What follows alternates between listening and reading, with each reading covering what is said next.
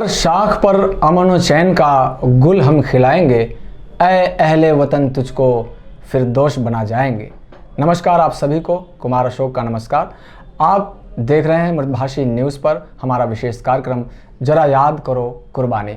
और आज हमारे साथ इस कार्यक्रम में मौजूद हैं सेवानिवृत्त नायक हनुमंत सिंह चौहान, भारतीय सेना के जाबाज सिपाही, जाबाज जवान, जिन्होंने 26 साल भारतीय सेना की, हमारे देशवासियों की सेवा की।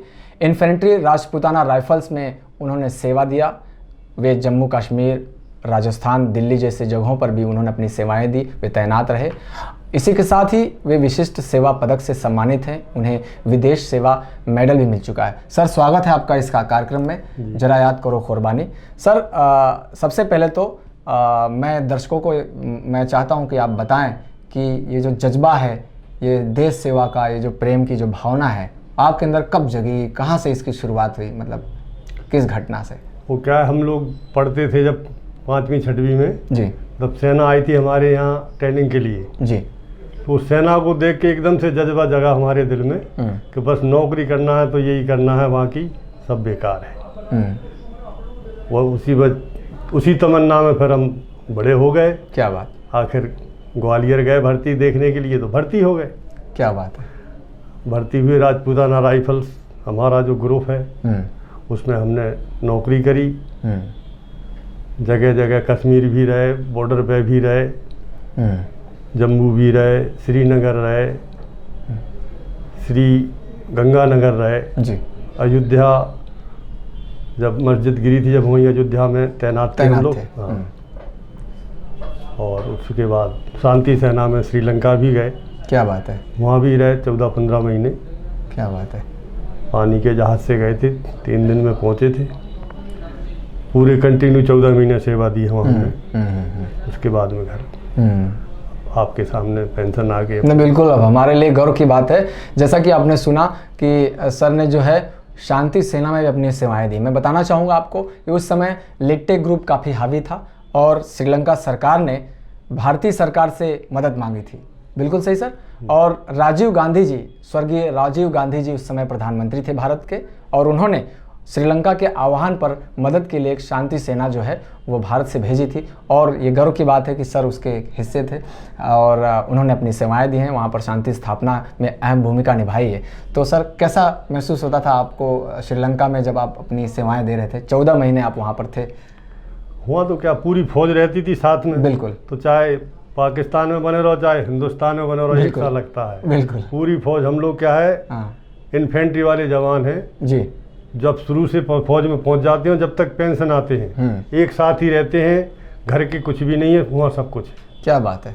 15 साल 17 साल जितनी भी नौकरी करते हैं, 26 साल एक साथ रहते हैं। एक ही पलटन, एक ही थाली में खाना, एक साथ रहते हैं। वही घर है, वही परिवार है, कुछ है, सब कुछ है। घर तो 2 महीने के लिए आते थे। क्या बात है। बाकी 10 महीने तो फौज में रहते थे, तो वो ज़्यादा प्रेमी हो जाते हैं। चाहे कश्मीर में रहो जी, और चाहे विदेश में रहो, चाहे दिल्ली में रहो, कोई फर्क नहीं पड़ता। क्या बात है। आप कहीं भी रहिए, एक फौजी के लिए उसका फौज, उसकी सेना, उसके कलीग जो हैं, उसके दोस्त मित्र, वो वही सब कुछ है, वही परिवार का सदस्य है। ये बहुत बड़ी बात कह दी सर ने, और बिल्कुल ऐसा होना चाहिए। यही देश प्रेम का भाव आपको इन रास्तों पर लेके जाता है, देश सेवा की ओर ले जाता है। सर, आपने जम्मू कश्मीर में भी सेवाएं दी हैं, वो बड़ा इलाका आतंकियों से भरा पड़ा रहता है। जम्मू कश्मीर में कम से कम रहे 6 साल। अच्छा। शुरू में जब भर्ती होके गए थे तो जम्मू में रहे थे 2 साल। क्या बात। उसके बाद में 4 साल पुंछ, राजौरी, वहाँ ऊपर ये कारगिल का युद्ध हुआ, जो मेरी पलटन के ही जवान थे जो सबसे आगे ऊपर झंडा फहराया था। 11 राजपूताना राइफल्स। क्या बात है, क्या बात है। आपने टीवी में भी देखा होगा। बिल्कुल बिल्कुल, ये बहुत गर्व की बात है हमारे लिए कि राजपूताना राइफल्स के जाबाज जवान जो हैं इस समय हमारे स्टूडियो मौजूद है। उन्होंने तिरंगा फहराया था वहाँ पर उस मिशन में। हम तो पेंशन आ गए थे, मेरी यूनिट के बंदे थे। बिल्कुल, आपकी यूनिट के बंदे। मैं तो पेंशन आ गया। बिल्कुल, सेवानिवृत्त हो चुके थे सर तब तक उस समय। मुझे तो 26 साल घर आए हो गए। क्या बात है। उम्र 61 साल हो गई मेरी। बिल्कुल आपके सामने। बिल्कुल। तो सर, अब आप परिवार के साथ रहते हैं, वर्दी आप बहुत कम मौका मिलता होगा आपको वर्दी पहनने का, और कैसा महसूस करते हैं आप परिवार के साथ? कैसा यहाँ के हुआ फौज में? हाँ, मतलब फौज में कैसा महसूस करते हैं, तो अब जब परिवार में आए तो क्या फर्क, मतलब कुछ अपन को कोई फर्क नहीं पड़ा। जैसे फौज में थे बंदे, ऐसे हमारे गांव में पूरा गांव हमारा ठकरास का है, राजपूतों का है। बिल्कुल। कोई क्या बात है। हम तो जैसे गाँव में थे जैसे फौज में। अरे वाह। तो सर आप जब आपका वो सपना साकार हुआ, आपने कहा एक सपना देखा मैंने और मैंने फौजियों भाइयों को देखा, तो मुझे लगा मुझे फौज में जाना। तो पहली बार जब आपने वर्दी पहनी कैसा महसूस हुआ आपको, मतलब कैसा? दिल की तो बात बता ही नहीं सकते कि अंदर कितना खुशी हुई थी। बिल्कुल। दिल की तो बात बता ही नहीं सकते हैं। जी, आपकी कृपा से चार बेटे हैं। हाँ, शांति है। क्या बात है, क्या बात है। ये बहुत बहुत बड़ी बात है कि आप अगर कोई सपना देखते हैं और उसको सच करने की राह पर निकल जाते हैं सच्चे दिल से, तो आपका सपना साकार होता है। सर उसके बहुत बड़े उदाहरण हैं। उदाहरण नहीं, मैं तो ये भी कहना चाहता हूँ कि मैंने जितने भी सपने देखे हैं भगवान की कृपा से, जी जी, मैं पेंशन आया जी, 1.5 लाख रुपए मुझको पेंशन मिला था। जी जी। तब मैंने सोचा कि कैसा काम किया जाए कि जिससे 2 आदमियों की रोटी वो भी खाएं और मैं भी खाऊं। बिल्कुल बिल्कुल। तो मैंने 1 साल दिमाग लगाया, फिर एक ट्रैक्टर खरीदा मैंने। क्या बात है। उन्हीं 1.5 लाख रुपए से नगद में ट्रैक्टर खरीदा। 1 साल बाद 2 साल 3 साल 5 साल 6 ट्रैक्टर कर लिए मैंने। क्या बात है। अभी राम की कृपा से सब मौजूद है, दनादन चल रहे हैं अपने आराम से। क्या बात है, बहुत बढ़िया। सर ये बताइए कि आपको जो है कि एक मौका ऐसा भी मिला, आप इन्फेंट्री में हैं, आर्टिलरी अलग सेक्शन होता है, इन्फेंट्री अलग सेक्शन होता है। थोड़ा दर्शकों को बताइए कि इन्फेंट्री के बारे में थोड़ी सी जानकारी मैं चाहता हूँ कि इन्फेंट्री का क्या जज्बा होता है। इन्फेंट्री का जज्बा, हमारे पास राइफल होती है, फ्रंट लाइन में रहते हैं, राइफल के ऊपर बैनट होता है। बिल्कुल।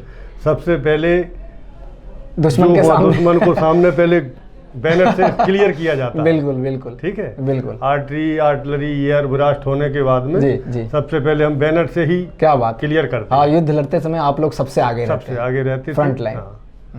इन्फेंट्री को ही सबसे आगे भेजे जाता है। बिल्कुल बिल्कुल। और इन्फेंट्री तो ठीक है, राजपूताना राइफल्स को तो और सबसे आगे होता है। ये देश में हालांकि लोकोक्तियां भी हैं, ये कहावतें भी हैं, लेकिन ये बात भी सही है कि राजपूताना राइफल्स जो हैं वो अपने आप में बहुत ही जाबाज सिपाहियों से, जाबाज सैनिकों से भरी पड़ी है। उसकी कहानी, उसके शौर्य गाथाएं, उसके किस्से बहुत सुने हमने। और सर उसी राइफल से हैं। और जैसा कि सर ने कहा कि इन्फेंट्री जो होती है फ्रंट लाइन होती है भारतीय सेना की। जब लड़ाई होती है तो उसमें इन्फेंट्री सबसे आगे होती है, उसके बाद आर्टिलरी सेक्शन होता है और तमाम लोग होते हैं। और दुश्मन का पहला सामना करने का मौका इन्फेंट्री को ही मिलता है। तो सर अभी जो फिलहाल स्थिति है, भारतीय सेना अब पहले से ज़्यादा मजबूत हो गई है। हमारे पास नए नए आयुध आ गए हैं, नए नए हथियार आ गए हैं, अब तो राफेल भी आ गया है। और भारतीय जो थल सेना है वो भी बहुत मजबूत हो गई, बहुत सारी नई नई मिसाइलें भी आ गई हैं, अग्नि 4 भी इंट्रोड्यूस हो चुकी है। तो क्या कहना चाहेंगे, पहले कैसा महसूस करते थे, आज जो टीवी पर तमाम चीज़ें दिखती हैं, तो सेना की जो स्थिति मजबूत है तो उससे देश की स्थिति भी मजबूत है, कैसे, मतलब क्या? पहले से अभी बहुत ज़मीन आसमान का अंतर है जी। पहले तो हम लोग अनपढ़ हुआ करते थे, अभी पढ़ी लिखी सेना होती है जी। ऑटोमेटिक हथियार भी हो गए, सब कुछ ऑटोमेटिक है आजकल। पहले से अभी 100 गुना मोदी जी आने के बाद में 100 गुना काफ़ी चीज़ें सुधर गई, काफ़ी चीज़ों में अच्छा सुधार हो गया। नहीं, बिल्कुल सही बात है। तो पहले जो गन हुआ करती थी, जैसे आपने बताया, अभी ऑटोमेटिक राइफल्स बहुत आ गई हैं, पहले मैनुअल ज़्यादा चीज़ें होती थी।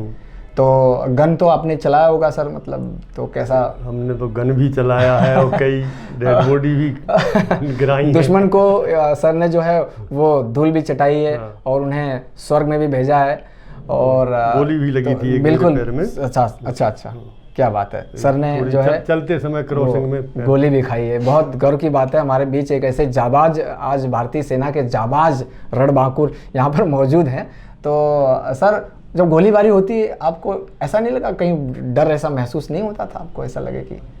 डरने वाले तो डरते हैं जी, पर क्या ये कि राजपूताना राइफल ऐसा ग्रुप है जहाँ से गोली चलती है माने बैंकर से उसी के आगे दौड़ के उसी के सामने खड़े हो जाते, क्योंकि ये हमारी सिखलाई है। अच्छा, जहाँ से गोली चले उसी की तरफ दौड़ो। तो गोली क्या है, उसका निशाना उधर है, अपन वहाँ से चल देंगे तो अपने में थोड़ी लगेगी, वो तो वहीं जाके लगेगी। क्या बात है। इसलिए हमारी सिखलाई ऐसी होती है कि जहाँ से गोली चलती है, जैसे वहाँ से गोली चलाई उसने दुश्मन ने, बिल्कुल, अब उसने दुश्मन ने शस्त्र ले लिया 200 मीटर पे, 200 मीटर, हाँ, और अपन अगर 190 मीटर 10 मीटर आगे निकल आए तो अपने में नहीं लगेगी। ये बहुत ही मार्के की बात सर ने कही, इसे आप नोट कर सकते हैं कि दुश्मन ने अगर रेंज लिया 200 मीटर का और आप 190 मीटर पर हैं तो गोली 10 मीटर आप वहाँ से आगे भागे, 10 मीटर आप आगे चले आए और ये राजपूताना राइफल्स को सिखाया जाता है, सैनिक को सिखाया जाता है कि जहां से गोली चले आपको उसी दिशा में आगे बढ़ना है, दुश्मन की ओर निरंतर सतत, बिना सब कुछ बोले, बिना डर के, बिना भय के। हमारा ब्रिगेड कमांडर ये बोलता था, एक मद्रासी था जी, बोले मैं 30 साल नौकरी कर ली मैंने, 32 साल, पर ऐसा पलटन मैंने आज तक नहीं देखा। क्या बात है, क्या बात है। जहाँ से गोली चलती है वहीं भगता है बोले। मैंने पलटन बहुत देखी बोले, क्या बात है। पर ये 11 राजपूताना राइफल जैसा पलटन नहीं देखा बोले। वो वहाँ इनाम दे के गए थे हमारे लिए कपवाड़ा में। क्या बात है, कश्मीर में। जी जी जी जी। पूरी पलटन के लिए खुश होके कई कैरेट दारू दी थी। क्या बात है, उस समय की मुझे याद है। नहीं, बहुत बहुत बड़ी बात है कि जाबाज सिपाही जो होते हैं उनका सम्मान हर कोई करता है, हमें भी करना है, आपको भी करना है। भारतीय सेना के जवान को जहाँ कहीं आप देखें रास्ते में तो उसे सल्यूट जरूर करें, उसे वही सम्मान दें जिसके कि हकदार होते हैं सैनिक। सर, आज के युवाओं को प्रेरणा क्या देना चाहते हैं? आज का युवा कहीं ना कहीं थोड़ा सा ऐसा नहीं लगता भटका हुआ सा है, अब इंटरनेट में है, मोबाइल्स में ज़्यादा है। देश सेवा का प्रेम कैसे जगे, मतलब कैसे युवाओं को सेना भर्ती किया जाए? एक तो क्या है, जो नए जवानों की खाने पीने की सुविधा है वो गांव में ज़्यादा है। सिटियों में चाय के पीछे पड़े रहते हैं, दौड़ पाते नहीं हैं। फौज में सबसे पहला उद्देश्य है दौड़ को पास करना जी। सिटियों के जवान दौड़ने में कमजोर रहते हैं जी। और गांव के जवान कट्टर मेहनती रहते हैं, दूध घी खाते हैं, इसलिए गांव के ज़्यादा आगे निकलते हैं। अब शहर वालों को कहाँ से दूध तो मिलता नहीं है असली, अब उनको कहो कि प्रेरणा ना दो, प्रेरणा कहाँ से मिलेगी? उनको गांव में जाके बसें और दूध घी खाएं और सबसे आगे दौड़ के आएँ, तो सबसे पहले सेना में दौड़ है। क्या बात है। कहने का तात्पर्य सर का यही है कि आपका स्टेमिना जितना मजबूत है, आपकी सेहत जितनी अच्छी है, वो उतना सरल होगा, आपका इसमें सिलेक्शन हो सकेगा, आप देश सेवा के लिए अग्रसर हो सकेंगे। आप अपने सेहत का खासा ख्याल रखिए। शहरी और ग्रामीण इलाकों में फ़र्क भी सर ने समझा दिया, जैसे कि आजकल के जो युवा हैं वो चाय और मोबाइल के पीछे, बस बिल्कुल सही बात है, और इससे वो कमज़ोर हो गए हैं। ज़्यादा करके कोशिश करें कि आप अपने सेहत का ध्यान रखें, वैसी चीज़ें खाएं जिससे सेहत अच्छी बने।